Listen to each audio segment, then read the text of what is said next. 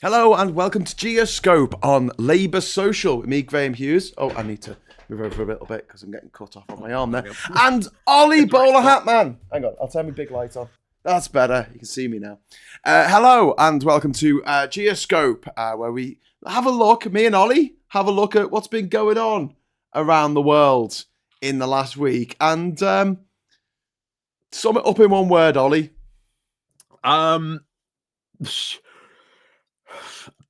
Chaos in Argentina, the Red Sea is heating up, and Hungary is sort of being isolated, but possibly not.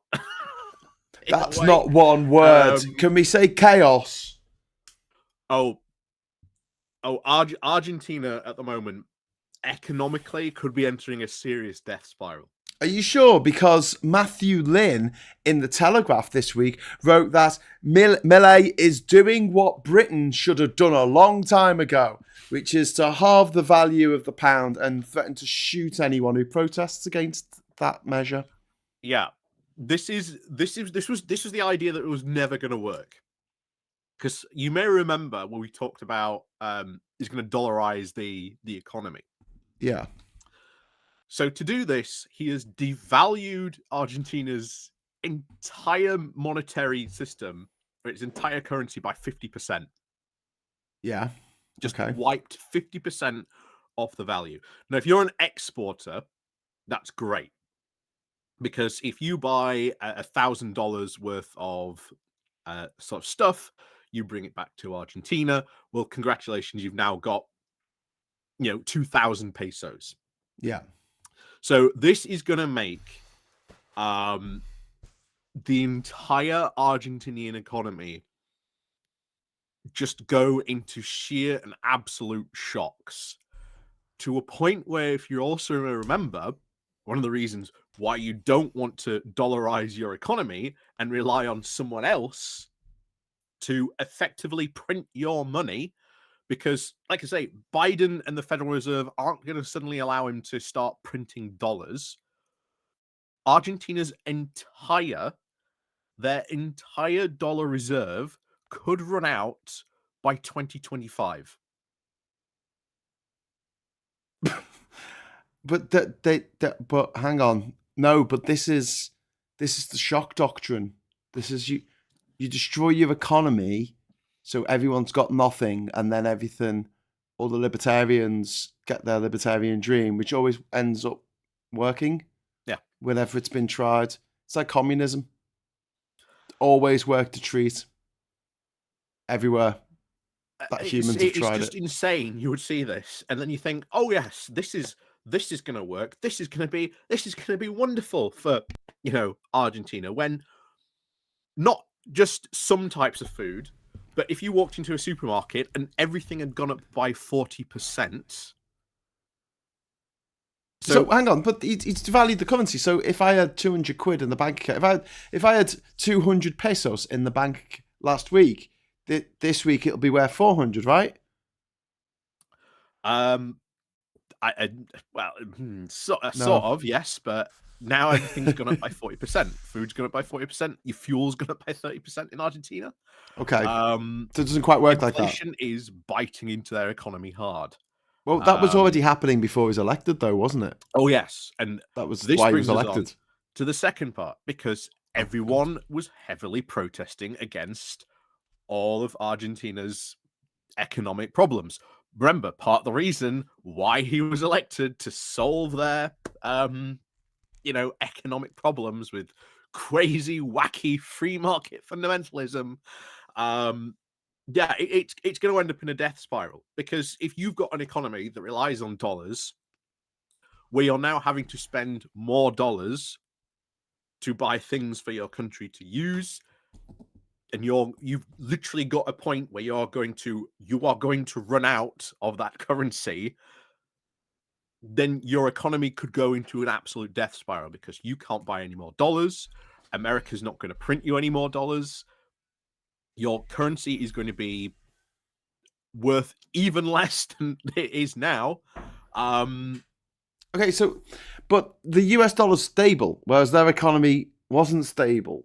So what's the problem? Like, isn't that better that, it's stable now? No, because it's not. Argentina is not America. So, Okay. regardless of how you try to sort of dollarize the Argentinian economy, it's not going to work. Not only that, but if the American economy takes off, the Argentinian economy doesn't either. It's oh, Christmas time. Sorry, I was getting told off for not having a hat, so my glamorous assistant brought one in for me. There you go, I'll put it on that side. Of course, I see in the chat, Obala, how long before Argentina has a coup/revolution? Well, I think they just did have well, one, and they put a nutter in charge. No, but what I don't get, look, El Salvador and Ecuador both use the US dollar as their currency, and if you think about all the countries in a lot of the francophone countries in West Africa and Central Africa, they use the West African cipher or the Central African cipher, which is pegged to the euro. It used to be pegged to the French franc; it's now pegged to the euro. So the euro increases in value. Their currency increases in value because it's pegged. I mean, why would this make Argentina run out of money? because he has not pegged the Argentinian peso to the value of the dollar.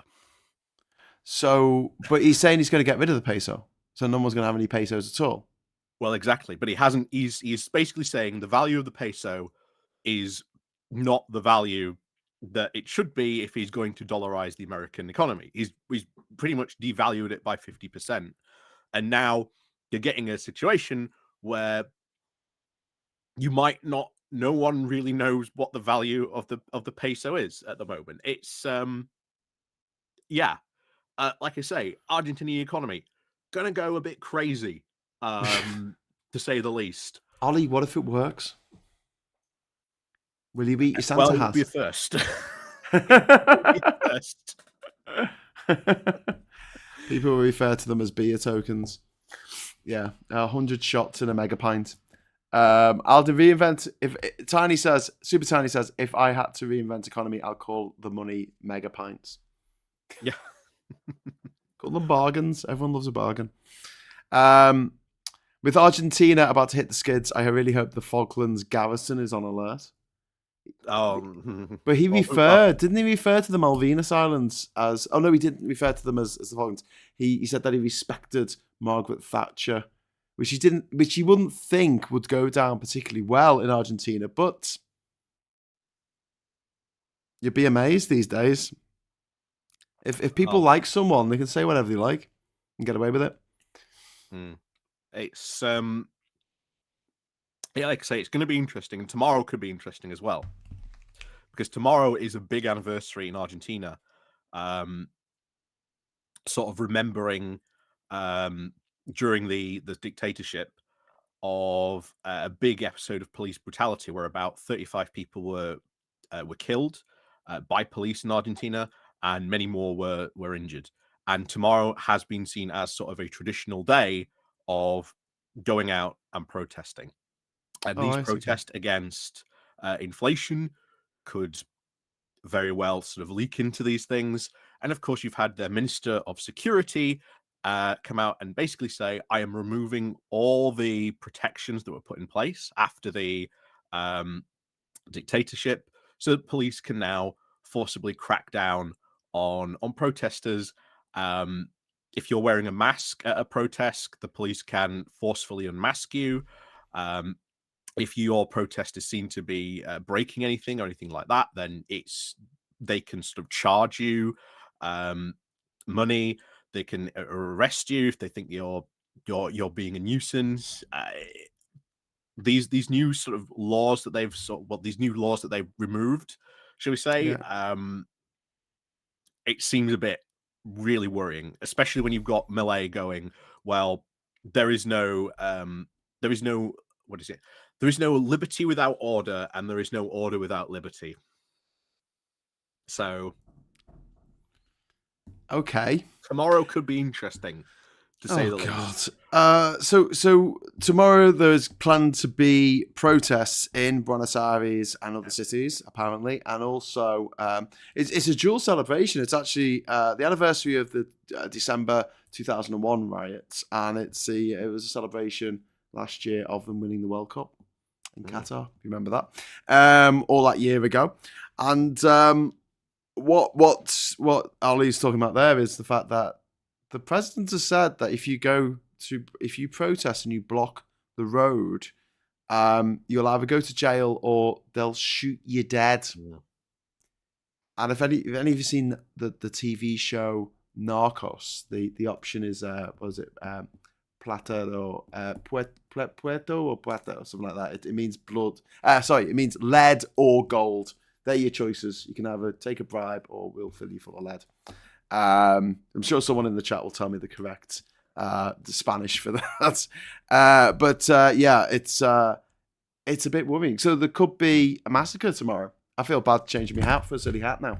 I don't think we should be talking about massacres with silly hats on. It's one of those things that sooner or later, this is a powder keg that is going to blow. It literally it is a powder keg at the moment, because their economy is basically staring down a mountain path. Yeah, that is directly straight down. You've got a president who is basically not only enjoying trashing the economy but ripping apart the administrative state. He's trying to sort of destroy like ministries of like education and sort of wrap them into two. There's just so much, honestly, that could go wrong in Argentina. And it's tomorrow could be a big flashpoint for it, because tomorrow is like the traditional day of going out and remembering sort of the as we said, like the 32 people that were killed during sort of a very severe episode of like police brutality during the dictatorship. Argentina breaks my heart, man. At the turn of the 20th century, it was the richest country in the world per capita. And a succession of dickheads who got into power one way or another just ruined it. And it's heartbreaking. It's such a beautiful country. The people there are amazing. And it's not great. It's not great. It's not. But one thing I was thinking is, I hope America's watching this. I hope America is watching what happens when you elect an absolute lunatic who says very clearly, hey, I'm going to be a lunatic. If you put me in charge, I'm going to be a dictator. I'm going to kill all my enemies if you put me in charge. That's what I'm going to do. Yeah. Believe them, okay? Believe it's all them. Right. He's only going to be a dictator for a day. Just that first day. Just the first day. That's it. Back to democracy as normal. Yeah. Let's talk about a couple of things that are happening in the UK, because we should cover this, although I'll be covering it tomorrow morning in Morning Brew. First of all, Bone is gone. Yep. Peter Bone, the recall petition's gone through, signed by about 13% of his constituents, and he's out in his ear, so the seat is now vacant. But don't forget, he did turn up in Parliament last week to vote for the illegal Rwanda bill, or whatever they're calling it these days. The Rwanda is Safe bill. And Tim is pointing out about Lord Bethel seems to have implicated himself in potential contempt of court. Do you know about this, Ollie? Oh, no, I haven't. This is juicy. Okay, so Michelle Mone and her husband Doug Barrowman appeared on the Laura Kunsberg show this weekend. And I still can't find out where it was filmed, because I've got a sneaking suspicion it wasn't filmed in the UK. I think it was filmed in a country that has no extradition treaty with the UK. Anyway, since that's been on, Michelle Mone's been on it like, well, if I'm going down, I'm going to take as many of you MFs down with me. And she's been quite active on the old Twitter X platform, whatever it's called these days. And Lord Bethel responded to something that she said about her. She said that she didn't push for PPE MedPro to get the contract. And he had a WhatsApp message where it was Michelle Mone pushing for PPE MedPro, her husband's company, of which she stood to start to him and her to earn over £60 million of taxpayers' money. Probably tax free then actually. For the very hard work of making a phone call to a supplier and saying, could you get us some dodgy PPE that doesn't work? Yeah, okay, we'll get that into the country. Anyway, so she's responded. Oh, that's interesting, Lord Bethel. So when you said that you lost all of your WhatsApp messages from the COVID period, you were lying. Because he said to the COVID inquiry that he lost all of his WhatsApp messages. And yet he's got that one. Yep. Oh. Yep. That could be. Oh. Yeah. Phil just did an emergency upload about Moan's Twitter conversation with Bethel. I'm not surprised. It's yeah. Never a dull moment, eh? Parliament rose today, so we're not supposed to be have any interesting political news for the next 2 weeks, but I don't think that's actually going to happen. Yeah, I know. We're going to continue. I know, it's like it's Christmas time. We get to talk about other things. Yeah, it's yeah. Phil's reaction to getting this tweet that was put out by Michelle Moan. He just put, "Oh wow." So yeah, Lord Bethel has previously had a government lawyer issue a witness statement that he lost his phone in early 2021 and lost all access to SMS and WhatsApp messages prior to that date. The message he has posted tonight on Twitter is dated 2020. And what Moan said was, "Hi, at Jim Bethel. You seem to have mysteriously discovered your text messages from 2020. Now that you've finally found them, will you be sending them all to the COVID inquiry?" Popcorn emoji. Yep. I love the way they're taking it so seriously, but there's nothing better than blue on blue attacks. Even though she's been kicked out of the Tory party. So someone should just go to WhatsApp and just say, "Hey, we're doing this inquiry. These people are saying they lost these WhatsApp messages, but we know you have them. Can we have the copies of them?" Yeah. Well, that's the thing, especially the group stuff. It's someone's got to have it. They couldn't have all lost their phones. You have a group of 4 people on WhatsApp, and they all lose their phones. And we've got our Prime Minister going up before the inquiry last week going, "I don't remember. I don't recall. I don't recall. I don't remember. Don't remember that. Don't remember." Wow. Christine Cash has Dictator for a Day, a reworked version of Queen for a Day for the 21st century. Super Tiny says, "The thing that worries me most about Trump is that he will be next president and won't let go next time. It'll be the end." Yeah. Well, there'll be a civil war in America if he wins. 25. Yeah, there will be a civil war in America if he wins. It's as simple as that. America will split in two, and while they're fighting amongst themselves, Russia will invade half of Europe. It's fun times. So if you know anyone who's American, can you tell them not to fucking well vote for Trump in the next election, please? Please tell them that. Especially if you don't want to die. Yeah, it's not great. But I'm really worried that Joe Biden will have a stroke or something next year. He's so old. Or so many things die to go before wrong. he gets to the election or something like that. Because then you've got Kamala Harris, who then would technically take over. Wouldn't be too bad. And she's not that Trump. popular. So anyone but Trump. Literally anyone but Trump. It's just the others that just aren't popular, and that's the big problem. Michael in the chat saying, to cheer myself up, I'm watching an awful lot of early 1970s Morecambe and Wise. Good on you. Cheer himself up. But it just seems mad to me that you have a country as big as America with 330 million people. Is that how many it is in America? Is it 330 million? It's a lot. And I think so, yeah. And basically, they can't find someone younger than Biden to be president. I think we've said this before. I think it's the problem with America at the moment. They're in a very much a transition period where you've got a lot of the older Democrats who are like the elder statesmen. They're now passing on. They're retiring. Yeah. And you've got this new generation that is sort of coming in. And the big problem for them is that they don't have that experience that the elder statesmen have got yet either. And you've got someone like Nancy Pelosi, who is trying to, at least in a bit, try and pass on some of that knowledge to a lot of these younger new Democrats that are sort of coming in and coming up. But even then, it's not going to be a fast process. It's going to be something that lasts probably a bit longer than that.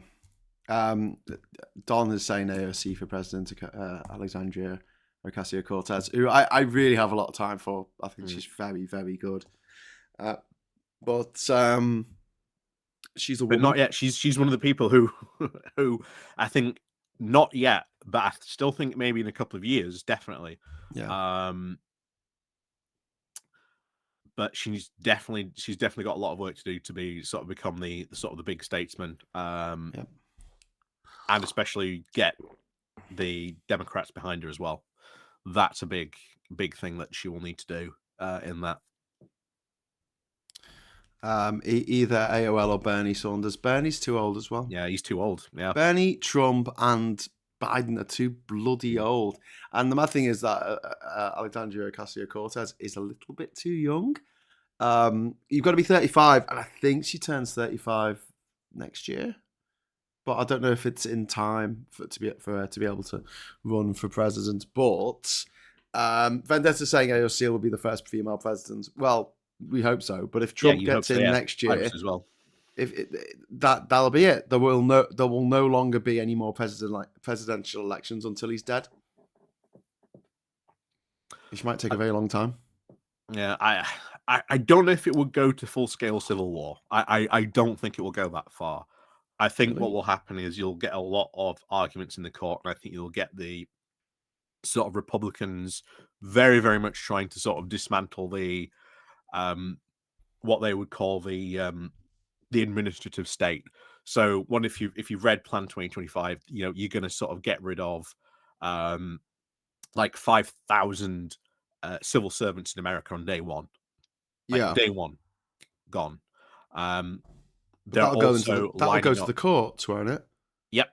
Well, actually, no, it wouldn't, because you can we'll just say part of it is not only that, but also cutting the funding as well. So these services would have no option but to sort of sack these people, because they cannot literally afford to continue employing them.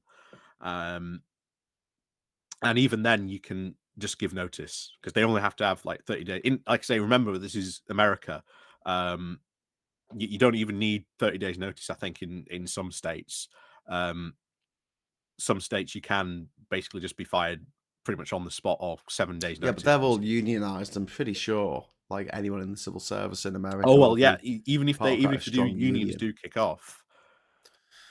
Ocasio-Cortez will celebrate her 35th birthday roughly 3 weeks before Election Day 2024. So she could actually technically run, but I don't think it would be a good idea not against Trump, because he's just a monster. Yeah, don't make the same mistake DeSantis did. or Hillary Clinton made. Well, to be honest, we're lucky he made the mistake, because, to be honest, if he had not run this time, he would have generally had an actual good chance. Yeah. If you look at every single American commentator, they all say, why on earth did he run this time? He should not have run this time, because he is basically a carbon copy of Trump, and he's a copy of a copy of a copy. And the thing is, no one wants a double cheap copy of Trump, which he essentially is when you've got the real thing running.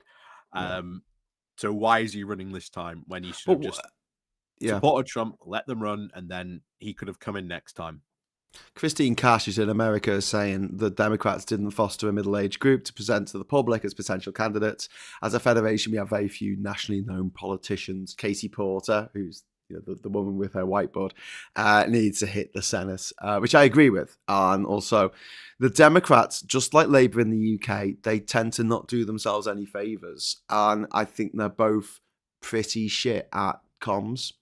And I think about the really good sort of anti-Trump stuff that's put out there. It's actually put out by the Lincoln Group, or whatever it's called. The Lincoln Project. The Lincoln Project, that's it. Which is and a they were Republican Republicans. Yeah, that's a Republican group, but they're really good at making those attack ads, like really good. Whereas the Democrats aren't, and in this country, Labour are just shite at comms. They just can't get their message out, and so they're always chasing the error. They're always responding to what the Tories of the latest Tory debacle, the latest Tory bit of idiocy. Did you see the GQ article about Keir Starmer? No, I missed it. Oh no, don't pull that face. What happened? They didn't talk about policy. They talked about Keir Starmer like being a credible politician. Which, if that was the point of the article, if that's what the Labour comms team put out as the point of the article, that Keir Starmer knows how to run a meeting, he knows how to take minutes, he can basically conduct himself in a proper professional manner, then congratulations, job on that article done. But there was no policy in it. It was very much, this is Keir Starmer. Look how professional he is. Look how amazing professional he is. That's because you don't want to scare the Tory voters into voting Tory next year. Sorry. Hey, Ollie, this is our last year under the Tories. Hopefully, I think it's something to celebrate, isn't it? That's if we don't get this time next year and we're still and Parliament's dissolving, and then we get a general election next year. No, he's already said that the election's going to be next year, so I don't think Sunak has said that we're going to have a 2024 election, and they wouldn't be so mad as to have it at the same time as the American election. It's going to be May, I think. I think we might be on course for May 1, maybe. Yeah, maybe. I love the way they keep us guessing. I wish we had some kind of like fixed term Parliament Act, which meant that we knew when the election was going to be, whether it was when the government wanted it or not. Yeah, that'd be good, wouldn't it? Mm-hmm. I think the fixed term Parliament Act was only used once. Yep, brought in and then in 2015. Yeah, because in 2017 they said let's have an election. We'll extend our tiny slender majority, and they lost the majority. And then in 2019, the worst possible time to have an election. Let's have one in the middle of winter. I can imagine, it's cold enough. And what energy bills are like now, people are only putting the heating on if they can put it on. They're only putting it on for an hour a day. And you stand there, the front door open to a politician. It turns off volunteers as well. It's a lot harder to get people to go out, door knocking and leaflet dropping. And you don't want to open the door when it's dark, do you? Someone knocks on the door and it's dark outside. It's a bit like, is that the pizza? No. Oh. Did you order something? Yeah. There's. I'm really, really worried about Trump getting in. There's a point about his first wife saying that he had speeches by Hitler at the side of his bed. He used to read Hitler's speeches. And don't forget, Trump is a German name because his great grandfather came from Germany. He might be related to old Adolf. Who knows? Although he was Austrian, but same horse, different jockey. Yep. Don Dudat says make February 29th election day every 4 years. I think that February 29th should be a public holiday. We do need more public holidays. That would be something. And once every 4 years to campaign for. I also think that New Year should be March the 1st. Or maybe April the 1st. Because then at least it'll be warm. It's so nice having New Year in Australia because you go on the beach and have a barbecue and start a fire and stuff and have some tinnies on the beach. It's nice. And here you just sound like wet and cold. Yeah. Happy New Year! I'm all wet and cold. Well, I don't know. Down in Kent, there's a swimmer club that's on the beach, and they go for a morning Christmas swim every Christmas morning. No. Nutters. Absolute nutters. All right, so let's move over to Ukraine. Ukraine's had a hell of a week, as in a very bad week, in that in America, the funding was basically sabotaged by Republicans, possibly working for Well, it is getting a Putin. second That's chance. what people are saying. Allegedly, It is getting a allegedly, second they're in chance, so, Putin's pocket. And yeah. Viktor Orban, the leader of Hungary, he decided that it would be a good idea to block over 50 million euros of funding that was supposed to be going to Ukraine unilaterally. Every other member of the EU voted to send this aid to Ukraine, and he blocked it, or his government blocked it, because he's working for Putin, allegedly, and that's what people say. He's Putin's little bitch. He's Putin's little EU pocket said pal. they're going to do this, that they're going to find a way to pass this without Hungary. Is that by kicking Hungary out of the EU? Well, this is what is meant to be being discussed behind closed doors. Are we finally going to see Article 7 enacted? Okay, so what's Article 7 is then? effectively a resolution in the EU Charter, which, if a country is not following EU law, and repeatedly does not follow EU law, which Hungary has not been doing for some years, then you can effectively remove their veto power and their voting rights, potentially also kickstarting the process to remove them from the EU. Yeah. So this also ties in to the Poland elections, because Hungary and Poland, they used to sort of provide cover for each other. Because previously, because PIS was in charge in the Pie Party, or the PIS Peace and Party, Justice, or PIS, PIS, PIS. I think how it's spelled in Polish. They always used to sort of protect each other, but now they're no longer in Parliament. Now they lost to Donald Tusk, who, did you see Putin's reaction? No, did he cry? No, he said that Donald Tusk must be stopped. And sort of alluded to the fact that maybe we might, mess with you next, or... I think that Hungary should be kicked out of the EU, and there should be a blockade, because it's completely surrounded by EU states. So I think they should have a blockade against, and then Hungary can go hungry. So, I mean, making millions of people suffer just for a funny pun that only works in English, is what we're here for, really. I'm joking. That was a joke. Obviously, we're not going to do that. And anyway, we're not part of the EU anymore because of the Tories. Nigel Farage. The thing is, Orban at the moment is trying to cozy up to new people. So there's been a lot of talk recently about Austria-Hungary, a country long since dead, but Orban is trying to cozy up to Austria. Austria, the country that never has been saying that they want to scrutinize as well Ukraine's ascension to join the EU. So that is a potential problem. So Orban might be trying to sort of cozy up to Austria and trying to get them to also act as Poland used to do, to be like a veto blocker. But we've also had an election in Slovakia as well. Yeah. And the new Slovakian president explicitly ran on a platform of we aren't going to send aid to Ukraine. Oh, nice. Which causes a lot of problems as well, because a big artillery factory for NATO is also in Slovakia. So, and the other two, one's in Norway, the other one's in the Czech Republic. So that could cause a lot of problems. So is this Slovakia or Slovenia? Slovakia. Slovakia with a K. Yep.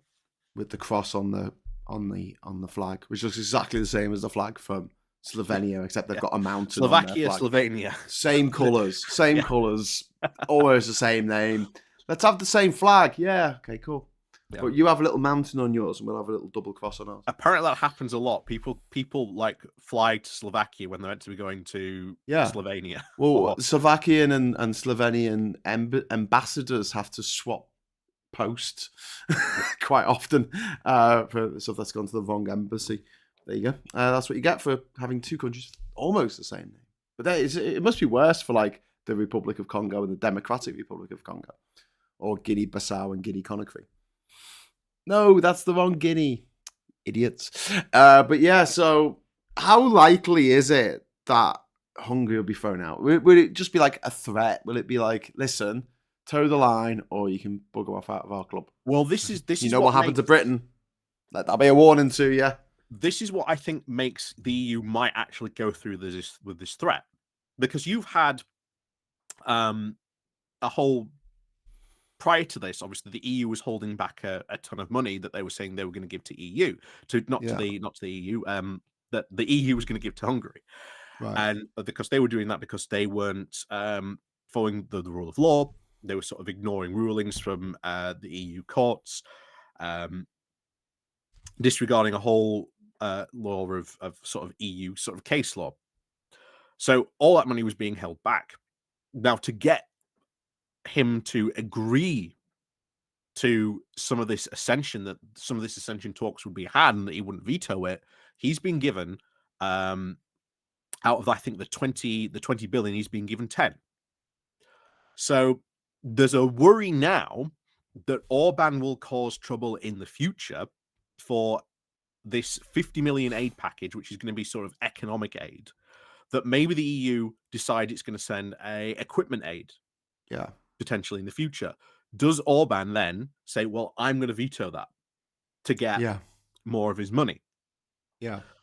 So this could raise, I think, serious questions then about does another country do it? Do you just go, well, we're just going to, like Slovakia? If Slovakia starts to cause trouble, do they start to, and they start to sort of lose money? Do they start to cause trouble then on purpose to say, do this and give us our money? So there's a lot, I think, potential trouble down the road if sort of the EU talks about it but doesn't do it. Right. And that is the big, I think, thing that is being discussed behind closed doors. I think that is I think it could very likely happen. I do think there is a likely possibility of it happening, but we'll see. We've got in the chat, Don is saying Steve Bannon has been advising Orban. Just to go back a little bit. Yeah, I don't want to take credit for Don's idea. Don was the person who said that the election should be on 29th every 4 years. However, I wouldn't do that because I would like to see elections held in this country on Sundays. I don't know why they're held on Thursdays. Oh, I do know why they're held on Thursdays. To make it so that if you're retired, nice and easy to go vote. If you're working full-time and you've got children, really, really difficult to go vote. Really, really difficult when your time is pressed as it is.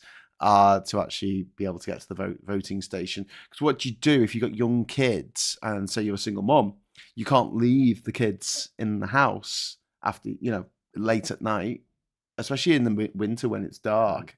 That would be irresponsible.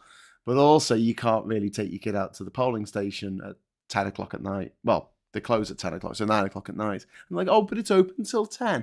And it's like, yeah, but if you work in shifts and because of school and everything else, having it on Thursday, it's another just layer of discrimination against normal people. This is why I think elections should be held over 2 days.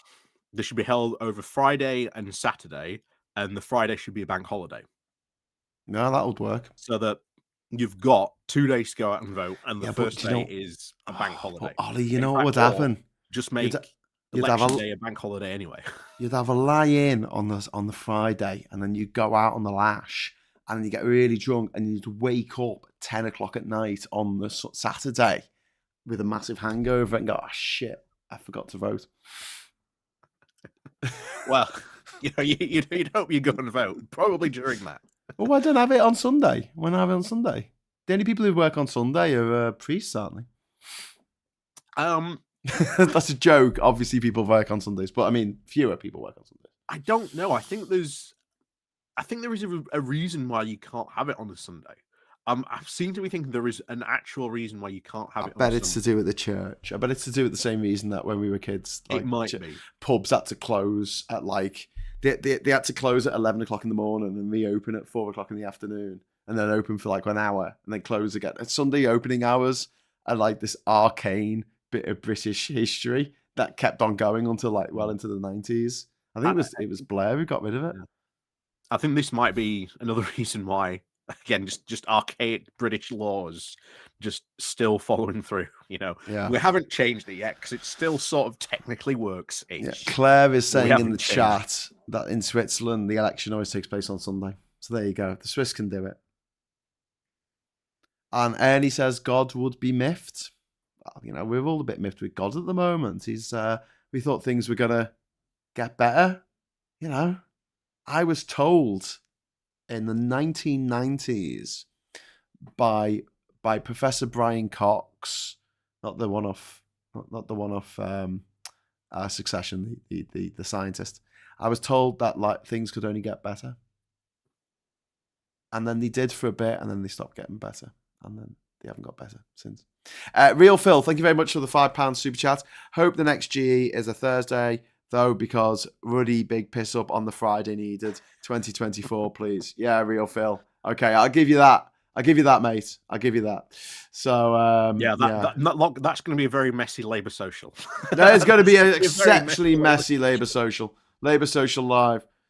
Well, we were planning to do, because we normally do the swear jar on Monday nights, and I was down in London last night with Tan and Femi and Josh from the Movement Forward and Julia Patterson, who's the author of Critical, about the state of the NHS under the Tories, and Gemma Forte. And yeah, it was good seeing everyone, but I kind of wanted to do like a little sort of live thing, you know, but it wasn't really the place to do it. And it was one of the big problems in winter is lighting. Like the lighting is all, unless you travel around with a big studio light or something, which no one really does.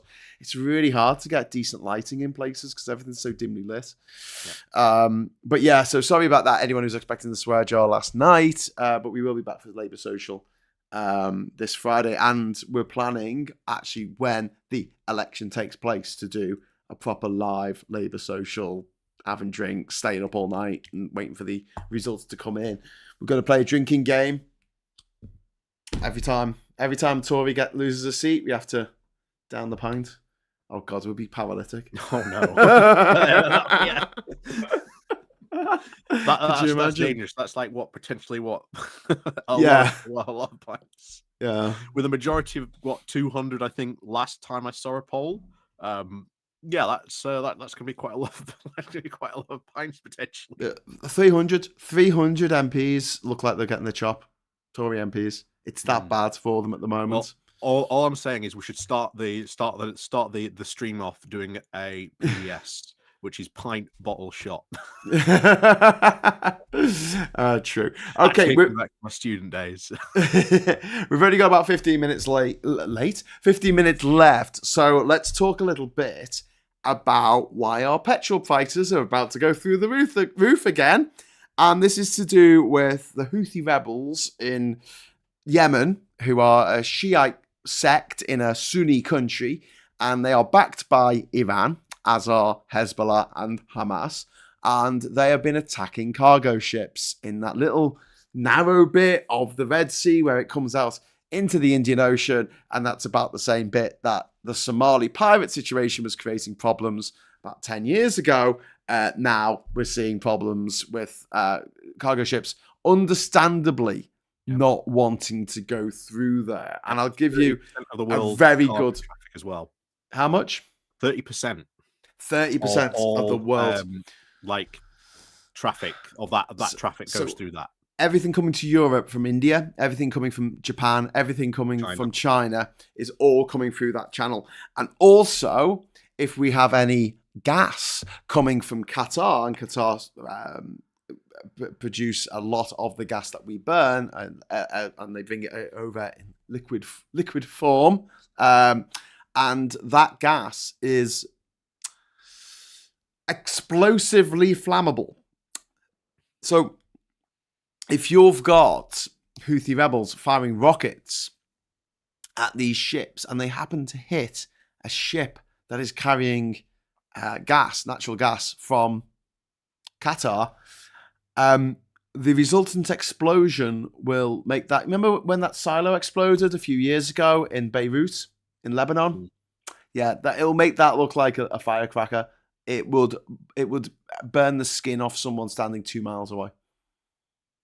It would be just horrific, and that's the worry. So ships are now, instead of going through the Red Sea and through the Suez Canal, are going to go all the way around Africa, which is bad for the environment, obviously, because they are using bunker oil, which is the dirtiest oil you can get your hands on. They basically diffract it. No, that's not the right word, is it? Distillate it on board, and they throw overboard anything that they don't use, all the tar that's left over. Yep. Just throw that in the sea. Yay. Didn't you love international shipping? If only there was some way of harnessing the power of the wind to make a ship move forward. But humans haven't got that technology yet, so we'll still have to keep working on it. But also, it means that for every ship that is coming round, the Horn of Africa, the Cape of Good Hope, they'll be using at least another few Olympic-sized swimming pools full of fuel, and also having to pay the people on board the ship. A normal cargo ship has a crew of about 15, 20 people. You're having to pay them for an extra few weeks of work, and those costs will get passed on to you. For products that you buy, food you buy, and especially it's going to look like gas and oil prices are going to go up again as a result of this, which is possibly what Iran wants. If only we had something to hold over Iran, like saying, "Hey, stop funding these terrorist groups. If you don't, we'll rip up that nuclear agreement that we made with you." But unfortunately, that nuclear agreement was ripped up by Trump a few years ago. So we ain't got shit. Well, we do still have some of their money left. It's not just as much anymore, but we could maybe still do that. The big one is obviously how do you solve this? At the moment, I think you've got a US anti-missile ship that's out there.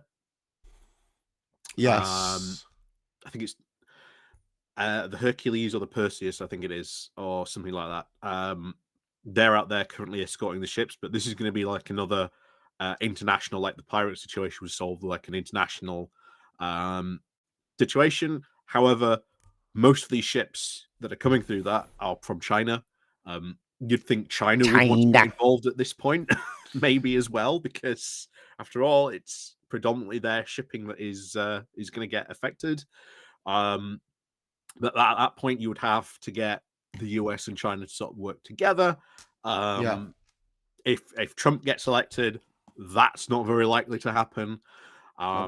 Which ultimately means this is going to be Europe's situation to solve again, meaning that we're going to have to sort of send, especially the Spanish, French, and of course the our Navy as well, to start patrolling,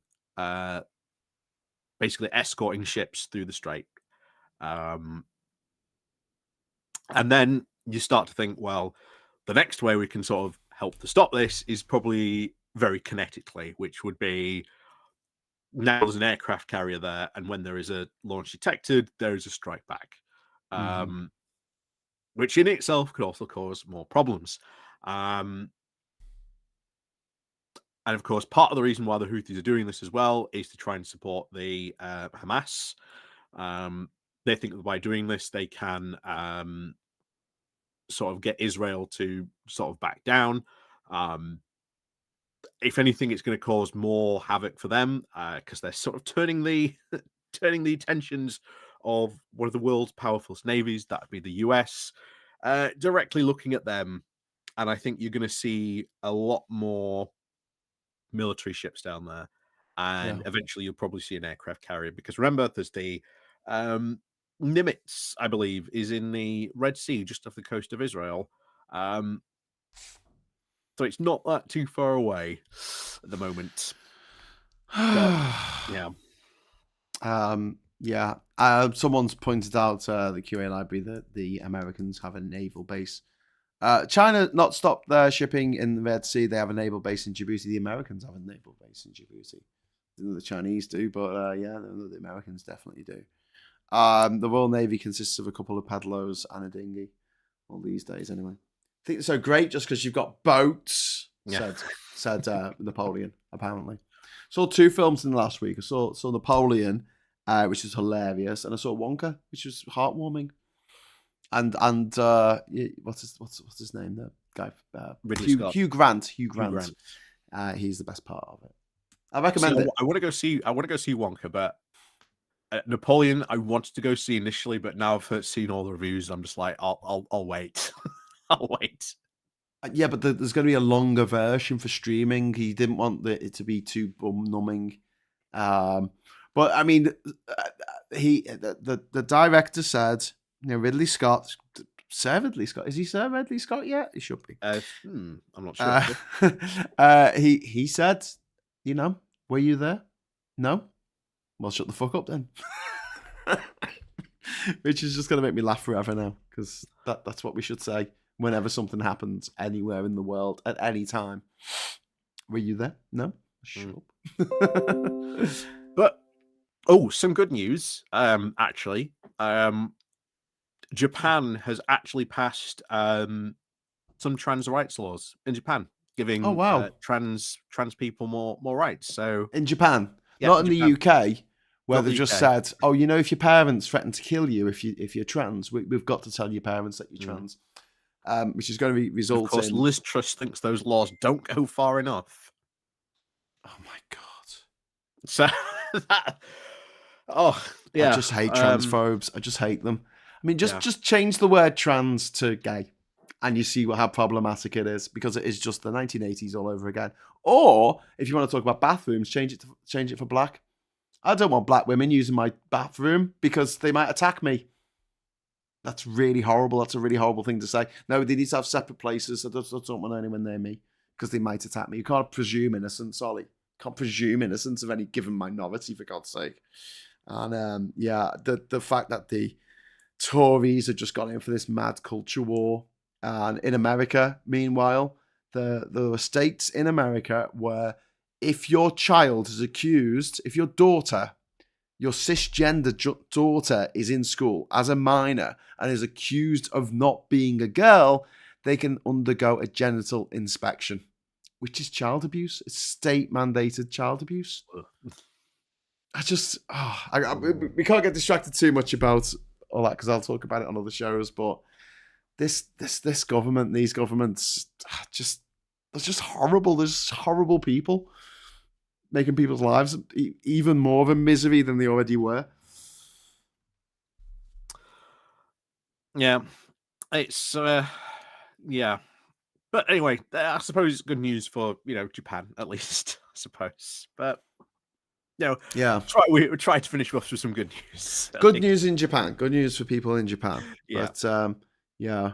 But when I was growing up, we had clause 28. So teachers, if you felt like you were attracted to men, or if you're a woman and you felt like you were attracted to women, you were not allowed to discuss it with your teacher. The teachers weren't allowed to say, yeah, that's a thing and it exists and that's okay. And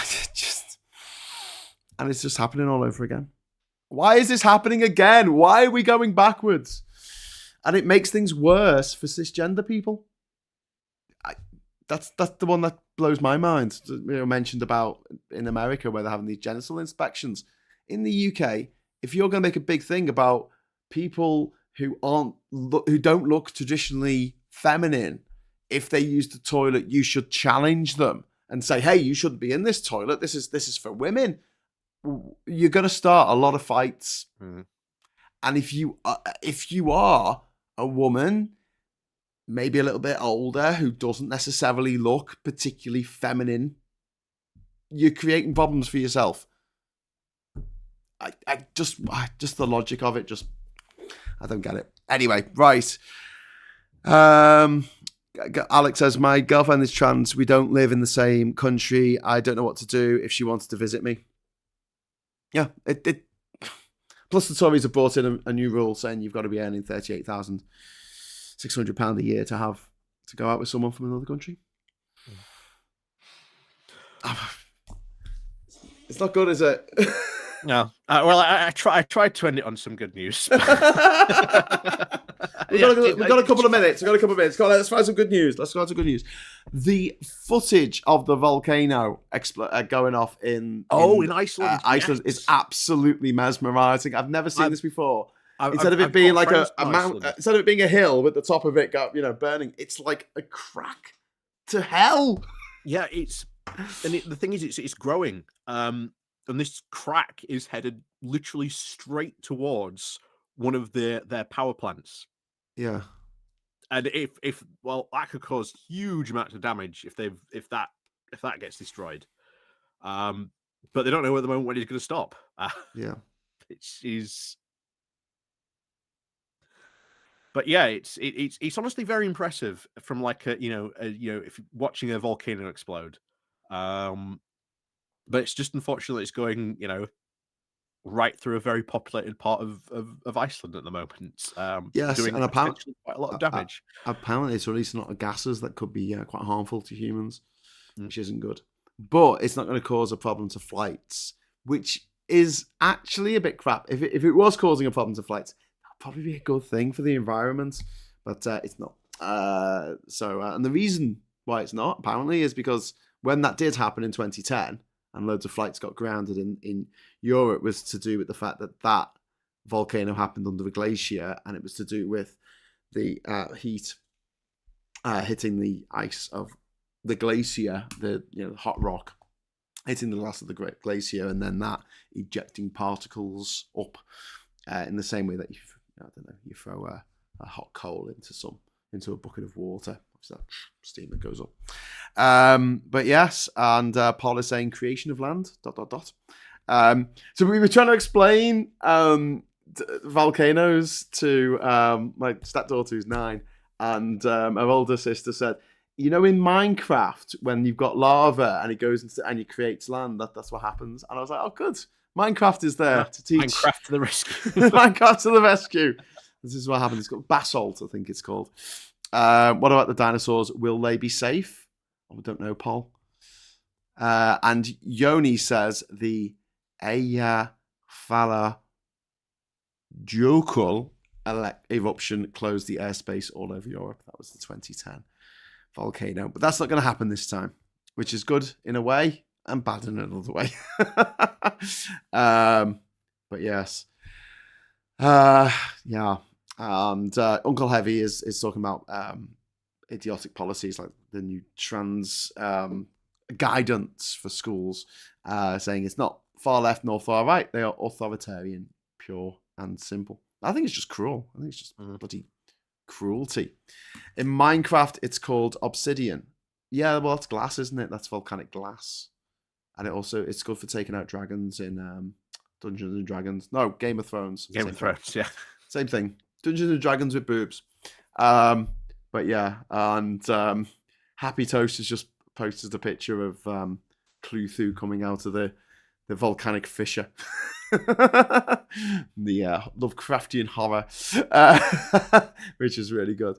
But yeah, so I mean, look, the way I'm looking at it, so this is probably going to be our last Geoscope of the year. We're going to have a week off next week, as it is the what's it called? That area Boxing between. Day.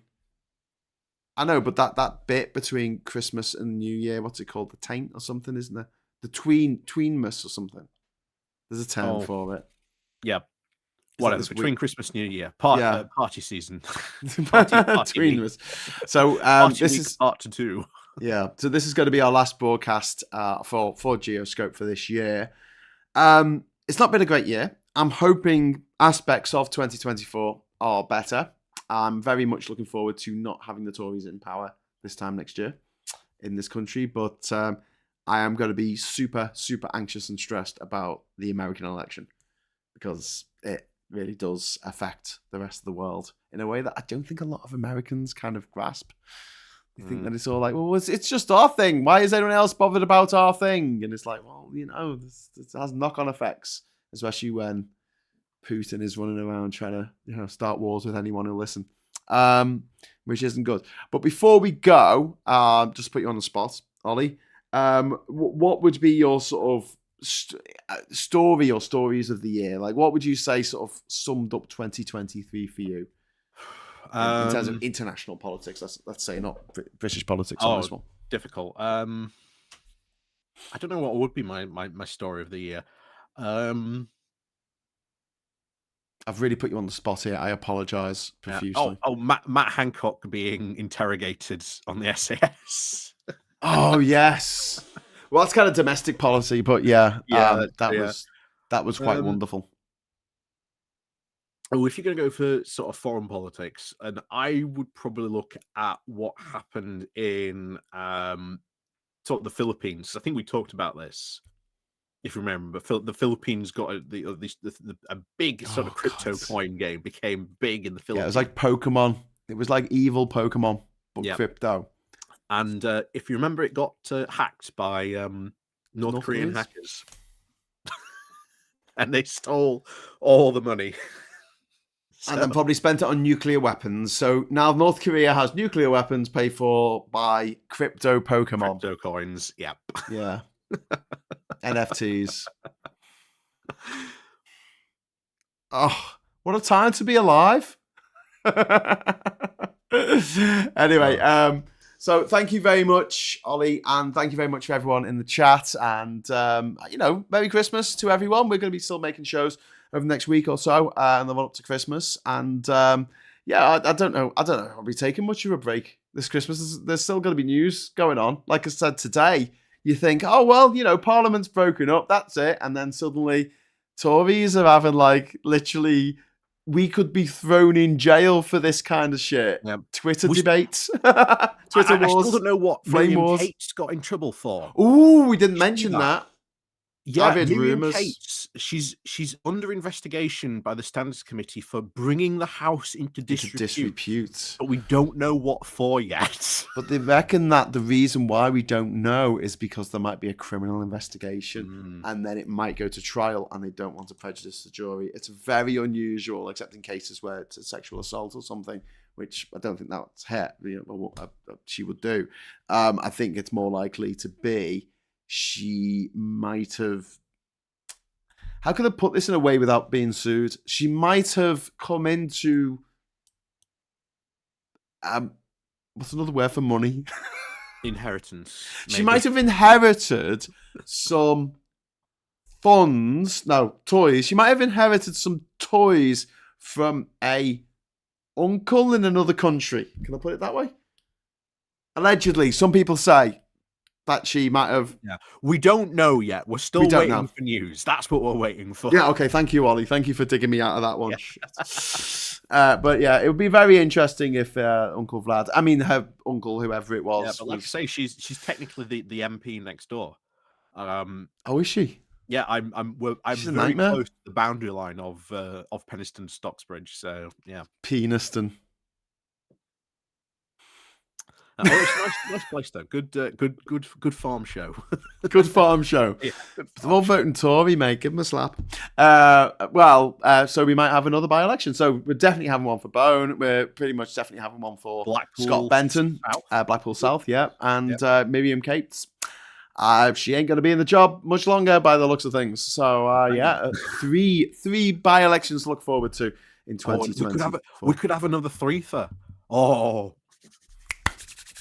Right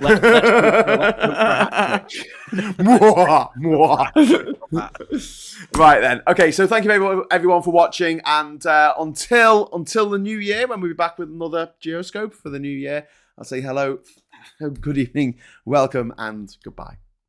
Bye. Happy Christmas.